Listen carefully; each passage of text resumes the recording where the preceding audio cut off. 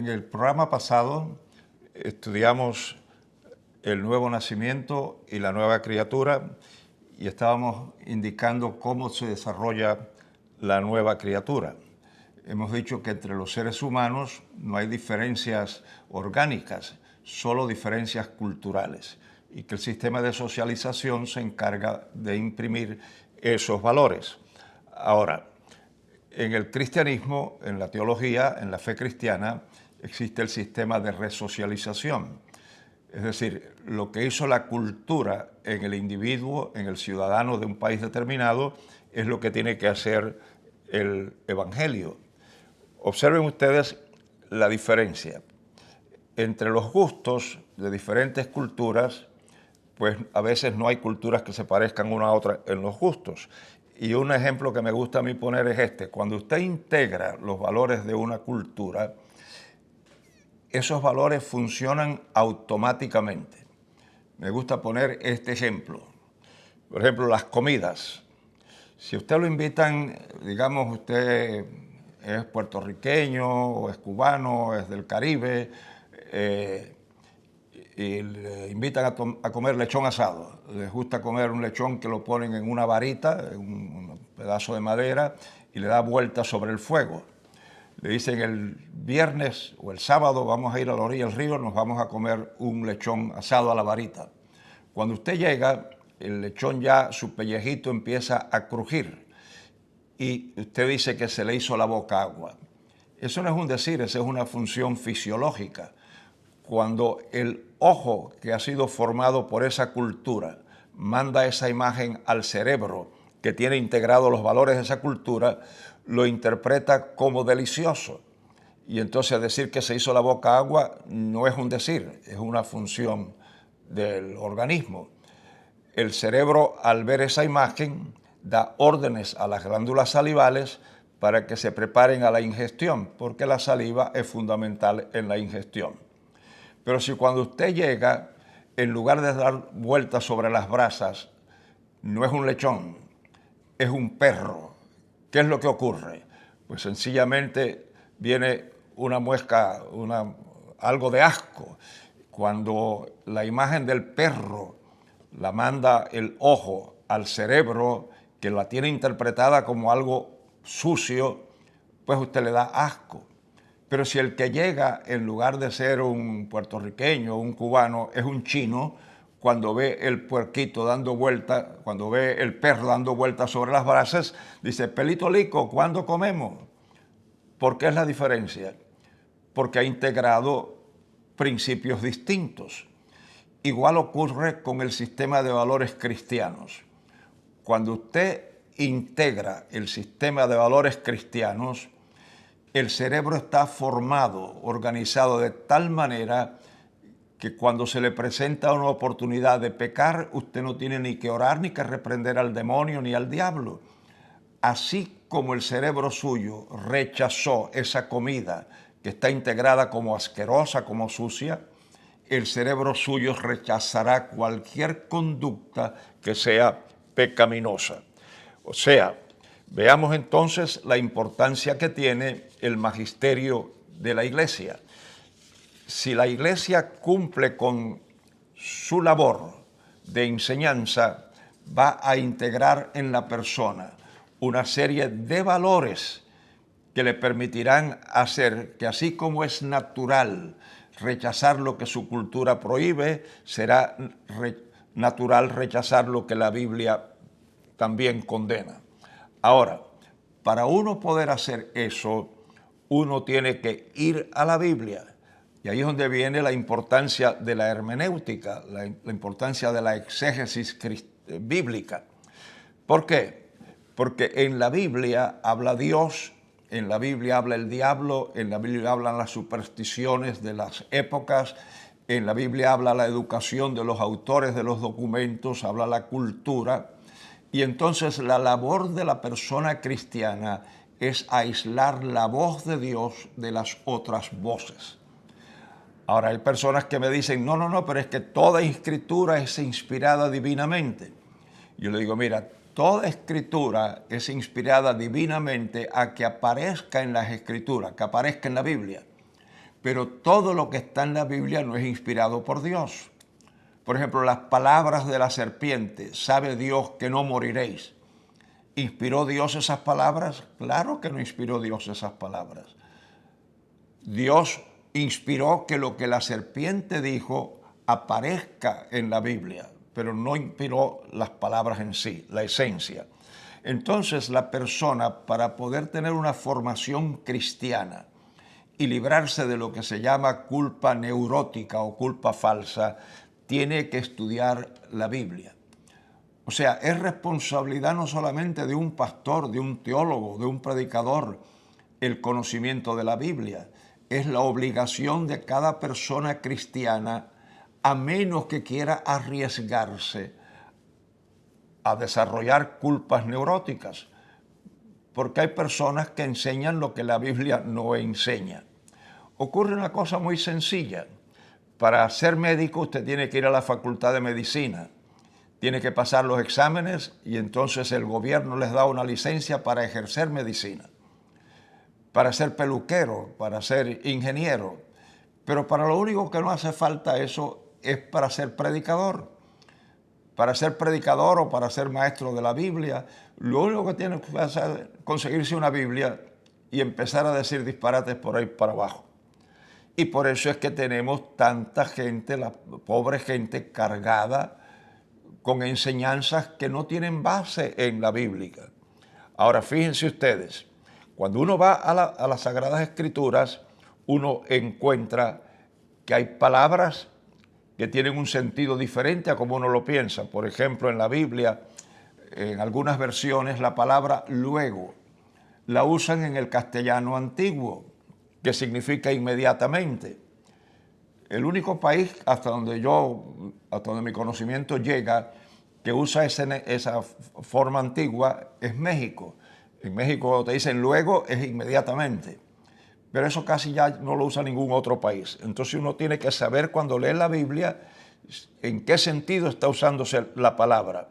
Además, hay palabras como por ejemplo la palabra aborrecer, la palabra fornicación, son palabras que tienen sentidos particulares. Por ejemplo, algo que ha creado mucho dolor en matrimonios disfuncionales es la palabra fornicación. Cuando va una mujer con un golpe en la cara a ver a su pastor, y hay pastores que no tienen suficiente educación bíblica para poder aconsejar, pero la señora llega con un golpe y le pregunta el pastor, ¿y eso, señora? Bueno, es que mi esposo cuando se disgusta, pues me golpea. Dice, pero él anda por ahí adulterando, fornicando. No, pastor, que va. Si él es usted sabe que él es el presidente de los caballeros y cuando él habla del adulterio y de la fornicación, él reprende al diablo y a todos los demonios. Dice, hermana, pues la palabra dice fornicación.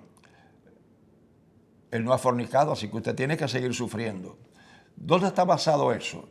Pues cuando le preguntaron a Jesucristo, ¿puede el hombre divorciarse de su esposa? Y Cristo dijo, no, a menos que sea por causa de fornicación. Ahora, en el buen estudio de la Biblia, en el estudio técnico de la Biblia, cuando se produce un diálogo, como en este caso, un hombre que hace la pregunta y otro que la contesta, uno tiene que preguntarse cuál es la cosmovisión de estas personas. Bueno, el que hizo la pregunta es judío y el que contestó la pregunta es judío. Por lo tanto, la palabra fornicación tiene que entenderse en términos judíos. En el tiempo de Cristo, la palabra fornicación tenía dos acepciones principales. Una tenía que ver con el sexo, una era sexual, y la otra tenía que ver con fidelidad. Por eso es que la Biblia dice que Israel fornicó con dioses ajenos. Ahora, ¿puede usted imaginarse a una nación teniendo relaciones sexuales con un ídolo?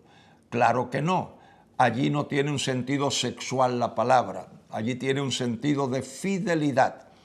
Israel fue infiel con dioses ajenos.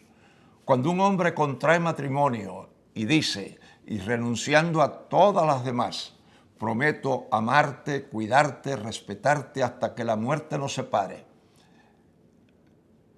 ¿Qué es lo que le está diciendo? Cuando dice renunciando a todas las demás, ese es el voto sexual. Pero cuando dice prometo amarte, cuidarte, respetarte, ese tiene que ver con otra parte de la conducta. Cuando un hombre nunca le es infiel sexualmente a su esposa, pero la maltrata física o emocionalmente, la golpea o le dice, tú eres estúpida, tú eres bruta, tú eres ignorante, te he explicado esto 10 veces y no lo acabas de entender, está maltratándola emocionalmente y a los ojos de Dios está fornicando. Ahora, ¿qué sucede? Que si va al pastor que no sabe esto, el pastor le va a decir, él no ha fornicado, así que usted tiene que seguir sufriendo. Y a mí me dijo un hombre, él me dijo que él era predicador y maestro de la Biblia, cuando me oyó explicar esto que yo acabo de explicar, me dijo, pues yo no estoy de acuerdo con usted porque yo tengo unos amigos que llevan 40 años de casado y este hombre la ha maltratado por 40 años, la ha golpeado y maltratado. Y ahora hace unos días se entregó al Señor. Si ella se hubiera divorciado, esa alma se habría perdido. Y yo le dije, tú estás equivocado, eso no es un sistema de evangelización lo que ella hizo. Quiere decir que la ignorancia de la Biblia puede acarrear sufrimientos. La formación cristiana tiene que ver con la interpretación clara de las Sagradas Escrituras. Por eso es que el conocimiento en la Biblia es sumamente importante. Miren ustedes cómo dice Oseas 4:6. Mi pueblo fue destruido porque le faltó conocimiento. Por cuanto desechaste el conocimiento, yo te echaré del sacerdocio, y porque olvidaste la ley de tu Dios, también yo me olvidaré de tus hijos. Colosenses 3:10 dice, y revestidos del nuevo, el cual por el conocimiento es renovado conforme a la imagen del que lo crió. Segunda de Pedro 1:3 dice, como todas las cosas que pertenecen a la vida y a la piedad nos sean dadas de su divina potencia, por el conocimiento de aquel que nos ha llamado por su gloria y virtud. Segunda de Pedro 2:20 dice, ciertamente si habiendo ellos apartado de las contaminaciones del mundo por el conocimiento del Señor y Salvador Jesucristo, y otra vez envolviéndose en ellas, son vencidos, sus postrimerías les son hechas peores que los principios. Proverbios 2:6, 9 y 10 dice de esta manera, porque Jehová da la sabiduría, y de su boca viene el conocimiento y la inteligencia. El temor de Jehová es el principio de la sabiduría, y el conocimiento del Santísimo es la inteligencia. Isaías 5:13 dice, por tanto, mi pueblo fue llevado cautiverio, porque no tuvo ciencia, y su gloria pereció de hambre, y su multitud se secó de sed. Ahora fíjense ustedes cómo dice la Biblia, además, en Filipenses 4:8, por lo demás, hermanos, todo lo que es verdadero, todo lo honesto, todo lo justo, todo lo puro, todo lo amable, todo lo que es de buen nombre, si hay virtud alguna, si alguna alabanza, en esto pensad. Ustedes se dan cuenta de la importancia que tiene el conocimiento. Y por eso yo recomiendo que cada persona cristiana lea y estudie la Biblia. Y leer la Biblia no es lo mismo que estudiarla. Estudiarla es trabajar con ella. Y para eso hace falta que la persona tenga conocimientos del mundo que produjo la Biblia. Claro, usted me va a decir, sí, pero es que yo no pude ir al seminario o no pude ir a la universidad. Esa es la excusa más ingenua que se puede dar. La universidad y los seminarios no dan el conocimiento. La universidad acredita el conocimiento, pero el conocimiento está en los libros. Y lo que ese profesor enseña, usted lo puede aprender si se consigue un libro. Sí, pero no tengo el dinero para comprarlo. Pues vaya a la biblioteca pública. Y no solamente la biblioteca pública, hoy usted va para el internet, cosa que usted quiera saber, nada más pone ahí la información y se le da la información. O sea, el que es ignorante hoy es porque quiere ser ignorante. Usted puede llegar al conocimiento de un teólogo con un doctorado sin haber ido a la facultad de teología. Sencillamente, a los libros que él usó, usarlos usted. Fíjense ustedes, Yo interrumpí la escuela cuando tenía 11 años porque me quedé huérfano a los 9. La primera universidad que yo visité, no la visité como estudiante, sino como conferencista.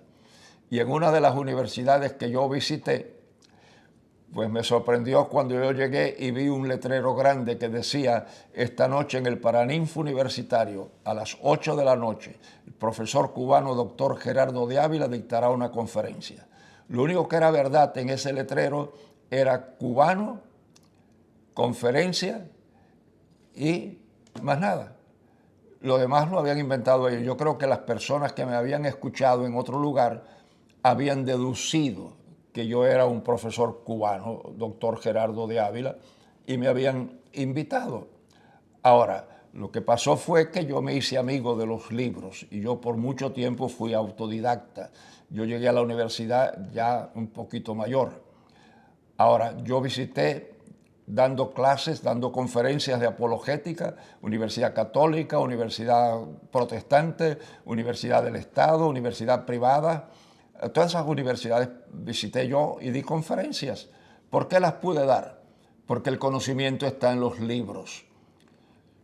Si usted quiere que nadie juegue con usted y que nadie le ponga cargas que Dios no pone, si usted quiere saber lo que yo creo que yo sé, yo no admito cargas que Dios no pone, ni libertades ni licencias que Él no da.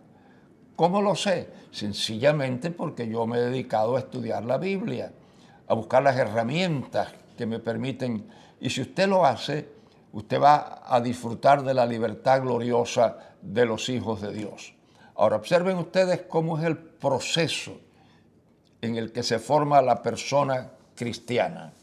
Fíjense ustedes lo que dice Colosenses capítulo 3, versículo 1.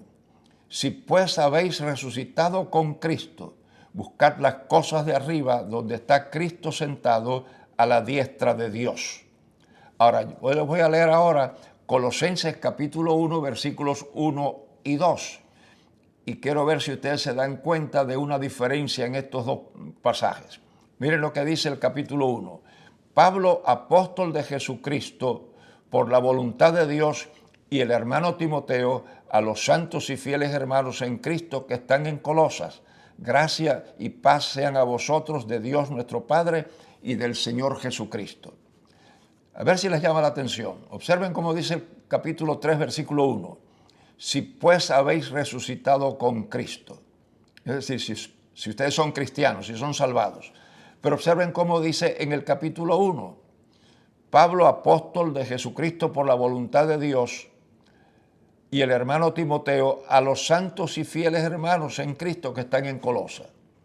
Cuando él dice aquí a los santos y fieles hermanos, afirma que ellos son cristianos. Porque es que él afirma en el capítulo 1 que son cristianos y en el capítulo 3 usa un sí condicional. Ustedes saben que en nuestro idioma hay un sí que afirma y un sí que condiciona. Y nosotros hacemos la diferencia ortográficamente. Al sí que le ponemos un puntito en la i, un sí condicional. Al sí que le ponemos un acento, es un sí que afirma.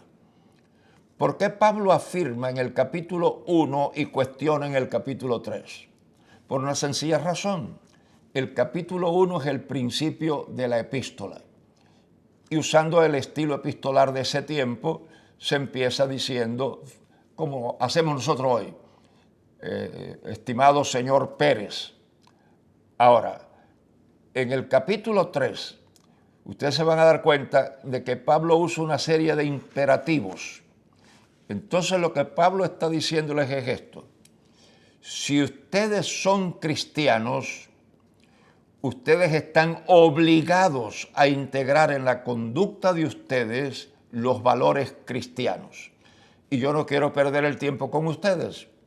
Así que ustedes me tienen que decir, si ustedes son cristianos, si ustedes han resucitado con Cristo, tienen que buscar las cosas de arriba donde está Cristo sentado a la diestra de Dios. Significa que el último acto de ejercicio de su libertad que usted tiene es en el momento en que usted acepta a Cristo como su Señor. A partir de ese momento no es opcional incorporar o no los valores de la fe cristiana. Cuando usted acepta a Cristo como su Salvador, usted viene a ser esclavo de Dios, siervo de Dios. Y ahora no es opcional si usted incorpora o no incorpora los valores de la fe. Ahora usted tiene la obligación de hacerlo. Y el capítulo 3 de Colosenses, con el que vamos a tratar en el próximo programa, nos va a indicar cuáles son los valores que nosotros tenemos que integrar. Y recuerden, no es opcional incorporar los valores de la fe cristiana. Lo que sucede es que la iglesia en muchos lugares usa un sistema muy debilitador. Somos humanos, estamos en la carne, estamos en este mundo, no hemos sido glorificados y todo eso debilita. Nosotros vamos ahora a trabajar en la próxima sesión con un material que nos va a ayudar a integrar una serie de valores que nos harán libres para vivir en un mundo contaminado sin contaminarnos de él. Que Dios los bendiga y los guarde y nos encontraremos en el próximo programa. Amén. Magisterio.